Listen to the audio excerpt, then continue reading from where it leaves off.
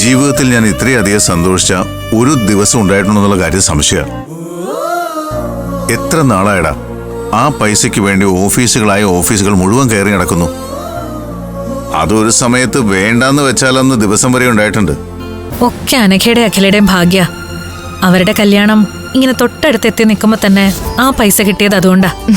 ഞങ്ങളുടെ ഭാഗ്യമൊന്നുമല്ല, പഞ്ചരത്നത്തിലെ എല്ലാ ഭാഗ്യങ്ങൾക്കും ഒറ്റ അവകാശിയുള്ളൂ, അത് നമ്മുടെ അമൃതേച്ചിയാ. അത് സത്യം. അമൃതേച്ചിയുടെ കഷ്ടപ്പാട് കണ്ട് ഈശ്വരനായിട്ട് അനുഗ്രഹിച്ചതാ. എല്ലാരും ഒന്ന് ശ്രദ്ധിച്ചേ. ഇത്രയും സന്തോഷമുള്ള ഒരു ദിവസമായിട്ട് മധുരം കഴിക്കാതിരുന്ന എങ്ങനെയാ? ചന്ദ്ര സാറേ, ഇന്നത്തേക്ക് ഷുഗറിന്റെ കാര്യം മറക്കുക, എന്നിട്ട് അതങ്ങോട്ട് കഴിക്കുക. ഞാനുണ്ടാക്കിയ എന്റെ സ്വന്തം കൈ കൊണ്ട്. മോളെ,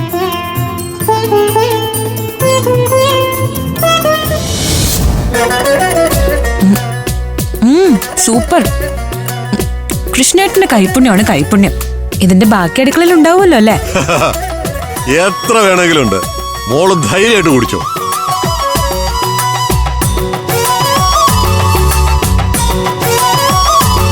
എന്തായാലും അമൃതമോളുടെ മുഖം തെളിഞ്ഞു കണ്ടത് എത്ര ദിവസത്തിന് ശേഷാ. പൈസയ്ക്ക് വേണ്ടി ഓടി ഓട്ടത്തിന് കണക്കുണ്ടോ? ഇനിയിപ്പോ ഒരു ഓട്ടവും വേണ്ട, ഇവിടെ വെറുതെ ഇരുന്നാ പോരെ. ആകാശേട്ടന് സ്വർണം വേണ്ടാന്ന് പറഞ്ഞതോടെ ആ ചെലവില്ല. വിവേക് നേരത്തെ അത് പറഞ്ഞതാ. ചുരുക്കി പറഞ്ഞ പഞ്ചരത്നത്തിലെ 60 പവനും 5 പേർ കൂടി വീതിച്ചെടുക്കാം. 5 വീതിക്കണ്ട, 4 മതി. ഒരു തരി സ്വർണവുമായിട്ട് അങ്ങോട്ട് ചെല്ലരുതെന്നാ ആകാശേട്ടൻ പറഞ്ഞിരിക്കുന്നെ. ആകാശേട്ടൻ സമ്മതിക്കുമായിരിക്കും. പക്ഷേ അംബിക മാമി എന്തെങ്കിലുമൊക്കെ പറഞ്ഞ് അത് വാങ്ങിച്ചെടുക്കാൻ നോക്കുന്നുള്ളത് ഉറപ്പാ. അമ്മായി ചോദിക്കട്ടെ, പക്ഷെ എങ്ങനെ ചോദിച്ചാലും നമ്മൾ കൊടുക്കില്ലല്ലോ.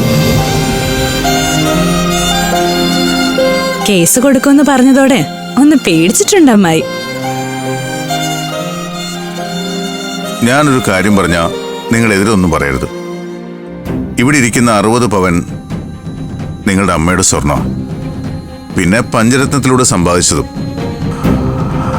അത് വീതിച്ചെടുക്കുന്നതിനോട് എനിക്ക് താല്പര്യമില്ല. അത് നമുക്കൊരു നിധി പോലെ അങ്ങ് സൂക്ഷിക്കാം. നിങ്ങൾക്കെല്ലാവർക്കും ആവശ്യത്തിനുള്ള സ്വർണം വാങ്ങിക്കാനുള്ള പൈസ എന്റെ കൈവശം ഉണ്ടല്ലോ. പിന്നെന്തിനാ അത് വയ്ക്കുന്നേ?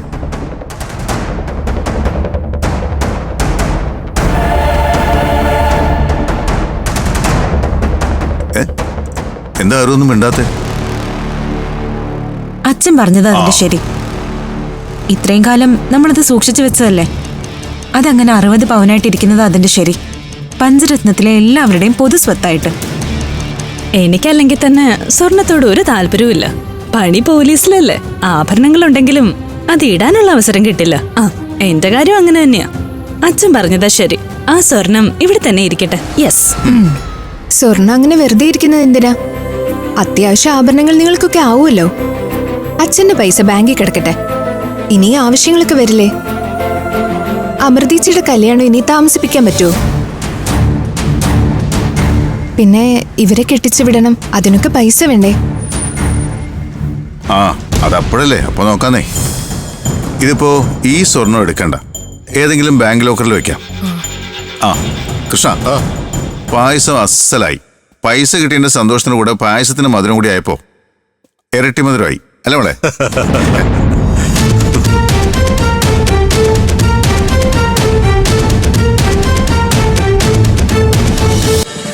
ഫ്ലവേഴ്സ് ഒരുക്കുന്ന കാഴ്ച വസന്തം യൂട്യൂബിൽ പ്രേക്ഷകർക്ക് ലൈവായി കാണാം.